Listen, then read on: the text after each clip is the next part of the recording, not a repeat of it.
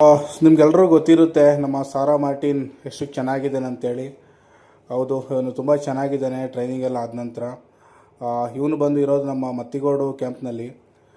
ಯಾರಾದರೂ ಮತ್ತಿಗೋಡು ಕ್ಯಾಂಪ್ಗೆ ಹೋಗಿದ್ರೆ ಇವನ್ನ ನೋಡ್ಬೋದು. ಯಾಕಂದರೆ ನಮ್ಮ ಆನೆಗಳಲ್ಲಿ ನಿಲ್ಸ್ಕೊಂಡಿರ್ತಾರಲ್ವ ಬೇರೆ ಆನೆಗಳು, ಇವನು ಫಸ್ಟ್ ಸಾಲದಲ್ಲಿ ನಿಂತಿರ್ತಾನೆ. ತುಂಬ ಚೆನ್ನಾಗಿದ್ದಾನೆ.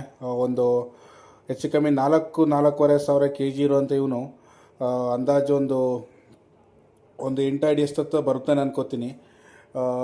ಹಾಗೆ ವಯಸ್ಸು ಬಂದು ಇವನಿಗೆ 30 ಆಗಿದೆ. ಇವನ್ನ ಹಿಡ್ದಿರೋದು ಬಂದು ನಮ್ಮ ಬಾಲುಪೇಟೆ ಭಾಗದಲ್ಲಿ ಹಿಡ್ದಿರೋಂಥ ಆನೆ. ಇವನು 2024 ಜಾನ್ವರಿ ತಿಂಗಳಲ್ಲಿ ಹಿಡಿಬೇಕಾಗುತ್ತೆ. ಇವನ್ನ ಹಿಡಿಯೋಕ್ಕೆ ತುಂಬ ರೀಸನ್ಗಳಿದ್ದಾವೆ. ಇವನು ಚೆನ್ನಾಗಿ ಟ್ರೈನಿಂಗ್ ಎಲ್ಲ ಪಡ್ಕೊಂಡು ಇವಾಗ ನಮ್ಮ ಮತ್ತಿಗೋಡು ಕ್ಯಾಂಪ್ನಲ್ಲಿ ಮಂಜು ಅನ್ನೋರನ್ನ ನೋಡ್ಕೋತಾ ಇದ್ದಾರೆ. ಅಂದರೆ ಮಾವುತರು ಮಂಜು ಅಂತ ಯಾರಿದ್ದಾರೆ ಅವ್ರನ್ನ ನೋಡ್ಕೋತಾ ಇದ್ದಾರೆ. ತುಂಬ ಎಕ್ಸ್ಪರ್ಟ್ ಇದ್ದಾರೆ ಮಾವುತರು ಕೂಡ. ಹಾಗೆ ಆನೆ ಕೂಡ ತುಂಬ ಆರೋಗ್ಯವಾಗಿದೆ, ಏನೂ ಸಮಸ್ಯೆ ಇಲ್ಲ. ಸದ್ಯಕ್ಕೆ ಇವನು ಯಾವುದೇ ಕ್ಯಾಪ್ಚರಿಂಗ್ ಕೂಡ ಹೋಗಲಿಲ್ಲ ಇನ್ನೂ ಕೂಡ. ಏನಕ್ಕಂತಂದರೆ ಟ್ರೈನಿಂಗ್ ಎಲ್ಲ ಆಲ್ಮೋಸ್ಟ್ ಮುಗಿದಿದೆ. ಹೆಚ್ಚು ಕಮ್ಮಿ 2 ವರ್ಷ ಆಗ್ತಾ ಬಂತಲ್ವಾ. ಸೊ ಟ್ರೈನಿಂಗ್ ಎಲ್ಲ ಚೆನ್ನಾಗಾಗಿದೆ. ಒಳ್ಳೆ ಕುಮ್ಕಿ ಆಗ್ಬೋದು. ದಂತಗಳು ಕೂಡ ಕಟ್ ಮಾಡಿ ನೋಡಿ ಎಷ್ಟು ಚೆನ್ನಾಗಿದೆ. ದಂತಗಳು ಕೂಡ ಪಾಲಿಶ್ ಎಲ್ಲ ಮಾಡಿಬಿಟ್ಟು ಅಂದರೆ ಶೇಪೆಲ್ಲ ಕೊಟ್ಟಿದ್ದಾರೆ ದಂತಗಳು ಕೂಡ. ಮುಖ ಲಕ್ಷಣ ಆಗಿರ್ಬೋದು, ಬಾಡಿ ಎಲ್ಲನೂ ತುಂಬಾ ಚೆನ್ನಾಗಿದೆ ಆನೆ. ಇನ್ನೂ ಯಾರಾದರೂ ನೋಡಿಲ್ಲ ಅಂದರೆ ಮತ್ತಿಗೋಡು ಕ್ಯಾಂಪಿಗೆ ವಿಸಿಟ್ ಕೊಟ್ಟಾಗ ಇವನು ಕೂಡ ನೋಡಿ. ಹಾಗೆ ಸೊ ಇವನ್ನ 2024 ಹಿಡಿದು ನಮ್ಮ ಸಾರಾ ಮಾರ್ಟಿನ್ ಅನ್ನೋ ಒಂದು ಎಸ್ಟೇಟಲ್ಲಿ ಇವನ್ನ ಹಿಡಿತಾರೆ. ಏನಕ್ಕೆ ಹಿಡಿಯೋದಂತಂದರೆ ಬೆಳೆ ನಾಶ ಅಂತ ಹೇಳಿ ಒಂದೇ ರೀಸನ್ಗೆ ಇವನ್ನ ಹಿಡಿಬೇಕಾಗುತ್ತೆ. ಅದು ಬಿಟ್ಟರೆ ಇವನು ಯಾರನ್ನೋ ತೊಂದರೆ ಕೊಡೋದಾಗಲಿ ಅಥವಾ ಜನರುಗಳನ್ನ ಕೊಲ್ಲೋದಾಗಲಿ ಈ ಥರ ಯಾವುದೇ ಥರದ ಕೆಲಸಗಳು ಮಾಡಿಲ್ಲ. ಇವನು ತುಂಬ ಒಳ್ಳೆಯ ಆನೆ. ಬೆಳೆ ನಾಶ ಮಾಡ್ತಾಯಿದ್ದ ಕಾಫಿ ತೋಟದಲ್ಲಿ ಅಂಥೇಳಿ ಇವನ್ನ ಹಿಡಿಬೇಕಾಗುತ್ತೆ.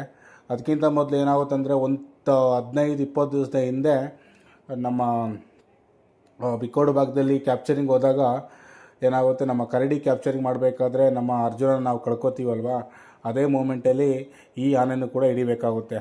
ಸೊ ಅದೆಲ್ಲ ಮುಗಿದ್ಮೇಲೆ ಇವನ್ನ ಕ್ಯಾಪ್ಚರ್ ಮಾಡಿ ಮತ್ತಿಗೋಡು ಕ್ಯಾಂಪಲ್ಲಿ ತಂದು ಹೆಚ್ಚು ಕಮ್ಮಿ ಒಂದು 6-7 ತಿಂಗಳು ಕ್ರಾಲ್ನಲ್ಲೇ ಇರ್ತಾನೆ. ಕ್ರಾಲ್ನಲ್ಲಿ ಒಳ್ಳೆ ಟ್ರೈನಿಂಗ್ ಆದ ನಂತರ ಕ್ರಾಲ್ನ ಹೊರಗೆ ತೆಗೆದ ನಂತರ ಇವನು ತಪ್ಸ್ಕೊಬಿಡ್ತಾನೆ ಕ್ರಾಲ್ನಿಂದ. ಅಂದರೆ ಟ್ರೈನಿಂಗ್ಲಿರಬೇಕಾದ್ರೆ ಚೈನಲ್ಲಿ ಹಾಕಿರ್ತಾರಲ್ವ, ಹಿಂಗೆ ಹೋದ ಆನೆ ಎಲ್ಲೋ ಕಾಡೊಳಗೆ ಓಡೋಗೋಗುತ್ತೆ. ಸೊ ಅದನ್ನ ನಮ್ಮ ಕೆಲವು ನ್ಯೂಸ್ ಚಾನಲ್ಗಳೆಲ್ಲ ಹಾಕಿದ್ರು, ನೀವು ನೋಡಿರ್ಬೋದು. ಈ ಥರ ಪಾರ್ಥ ಅನ್ನೋ ಆನೆ ಬಂದು ತಪ್ಸ್ಕೊಂಡಿದೆ ಅಂತೇಳಿ.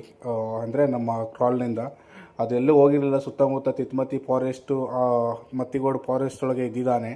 ಅದನ್ನ ನಮ್ಮ ಮಹೇಂದ್ರ, ಅಭಿಮನ್ಯು, ಶ್ರೀಕಂಠ, ಭೀಮಾ, ಸೊ ಅಶೋಕ ಇವೆಲ್ಲ ಆನೆಗಳು ಹೋಗಿ ಕ್ಯಾಪ್ಚರ್ ಮಾಡ್ಕೊಬಂದು ತಿರ್ಗಾ ಮತ್ತಿಗೋಡು ಕ್ಯಾಂಪ್ಗೆ ಸೇರಿಸ್ತವೆ.